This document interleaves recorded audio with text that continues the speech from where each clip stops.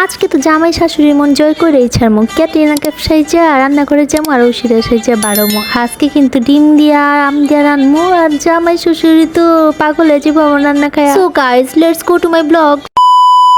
আপনাদের যাদের কনজারভেটিভ জামাই আছে আর মুখ ফুলানো শাশুড়ি আছে তাদের জন্য আমার আজকে কিছু টিপস। জামাইরা নাকি ঘরের বউর স্মার্টনেস না দেখলে বাইরের দিকে নজর দেয়। আজকে আমি একটা কাজ করবো। আজকে হচ্ছে কি এমন সাজমু একদম মডেল হয়ে তারপর রান্না বান্না করবো। আজকে নায়িকা সেইজা তারপরে আমি রান্না করে খাওয়ামু শাশুড়ির জামাইরে।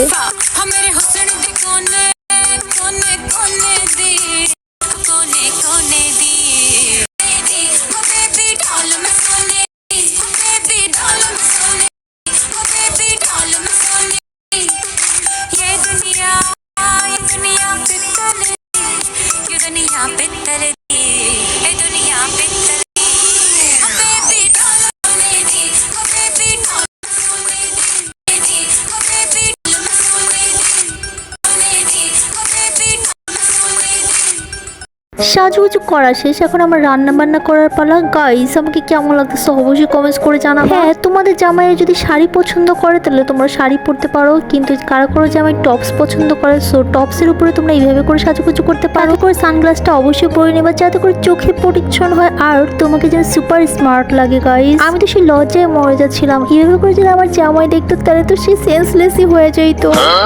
রান্না করতে করতে আজকে খুন্তি 12টা বাজা দিছি গাইস, মানে খুন্তি অর্ধেক হয়ে গেছে। একটু আমটা কেটে নিই, যেহেতু আমি সুন্দর সুন্দর আম দিয়ে আমার রেসিপিটা করব আর আমি রেসিপি খাইলে সবাই মুগ্ধ হয়ে যাবে। ফোন দিয়ে একটু বসকে জিজ্ঞেস করে নেই আম দিয়ে কিভাবে করে ডিম দিয়ে রান্না করা যায়।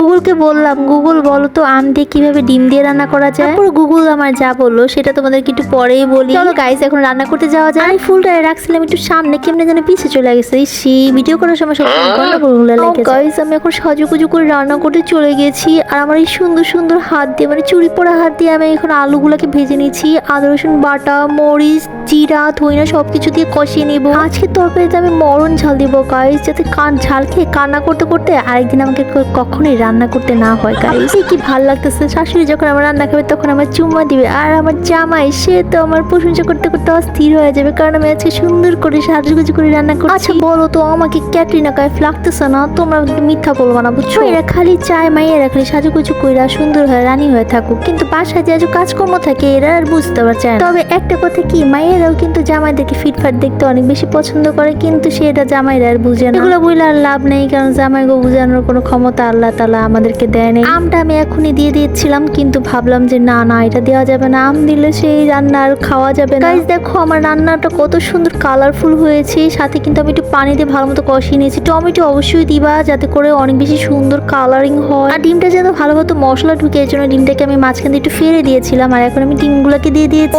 কি সুন্দর কালার গাইস, দেখি তো খেতে মন চাচ্ছে। প্লিজ তোমরা কেউ নজর দিও না আমার খাবারের দিকে, সবাই একটু মাশাআল্লাহ বলে দিও, আমি এত সুন্দর রান্না পারি। মাশাআল্লাহ মাশাআল্লাহ। রান্না খাওয়ার আগে কিন্তু তাকায় থাকতে ইচ্ছা করবে, এতই সুন্দর রান্না হয়েছে। ডিম আমার অনেক প্রিয় একটা খাবার। সো গাইস আমাদের বাসায় সবাই ডিম অনেক বেশি পছন্দ করে, আর কেউ যদি ডিম পছন্দ না করে তাহলে সেই ভাগটা আমি খেতে পারি, এর জন্য বেশি ভালো লাগে। তোমরা যারা স্মার্ট বউ হইতে চাও অবশ্যই এইভাবে করে সাজুগুজু করে রান্না করবা, দেখবা তোমাদের জামাইরা তোমাদেরকে তুলু তুলু তুলু তুলু করবে। তারপরে যদি শাশুড়ি আর জামাই মন না পাও তাহলে ভাই এগুলো হলো প্রতিবন্ধী মানুষ, এগমন জীবনেও পাইবা না। ছাইরা দাও সবকিছু, নিজের মতো বাঁচো, নিজেকে ভালোবাসো আর নিজেকে গুরুত্ব দাও। সবাই তোমাকে এমনি গুরুত্ব দিব। Thanks for watching, tata.